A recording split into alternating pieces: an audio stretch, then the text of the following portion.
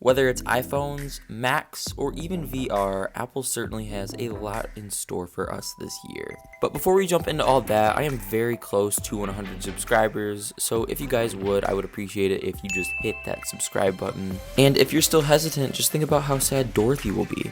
Just do it for Dorothy. On a more serious note, guys, Apple certainly has a lot going on this year, including something that we could get this month, a brand new VR headset. While it's more likely to be released or at least revealed sometime in the spring, it's said to boast AR and VR capabilities, as well as 4K in each eye and 3000 PPI. It will apparently be a lot less bulky than most headsets we see today and be more comfortable on the face. I just hope the controls aren't anything similar to the old Apple TV remote's touchpad. Oh, hell no, man. However, the price of Apple's headset is said to be around $2,000 to $3,000, and in that price range, it should beat out the Quest Pro by nearly double, so we have a lot to look forward to. Now, taking a quick glance at Apple TVs, there really isn't a lot to cover, but we could potentially be getting a cheaper Apple TV stick later this year.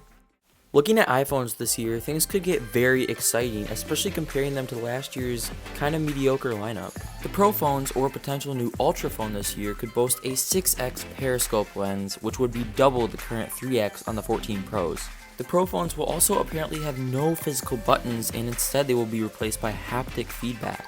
While all phones are expected to get USB-C this year, not to mention Dynamic Island, only the Pro phones are going to get Thunderbolt. While the regular phones are expected to get the A16 chip this year, the Pro phones are likely to ship with a brand new 3nm A17 chip. In terms of design, we're really not expecting a lot of changes, however we could be getting rid of the glass bump for the cameras and we could get a look similar to the current S22 Ultra.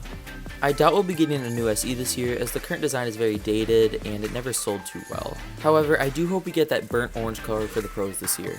Taking a look at Macs, we're expected to see new Pro laptops in March with their respected M2 Pro and M2 Max chips. Also expected this spring is a brand new M2 Mac Mini along with a possible M2 iMac, but that's more likely destined for 2024. New 15 and 13-inch MacBook Airs boasting the M3 chip are expected this fall along with a brand new Mac Pro. While the 13-inch Air is expected to stay at the same price of around $1,200, the 15-inch could be closer to $1,600. And even though that price is fairly close to Pro territory, the bigger size will draw people in no matter what. On the Mac Pro side of things, we're expected to see a 24-core CPU, 76-core GPU, and 192 gigs of memory. Moving on to iPads, we likely won't be getting anything this spring, but could get an iPad 11 and an iPad Air 6 this fall.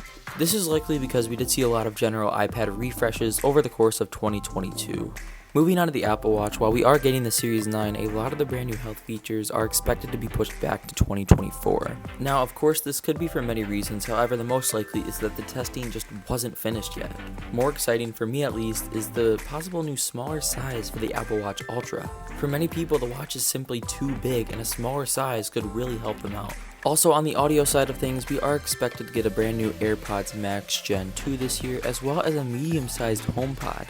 But on that note, guys, I think I'm going to be ending the video here, so if you guys liked today's video, please make sure to give it a like, and if you like my content in general, please make sure to subscribe.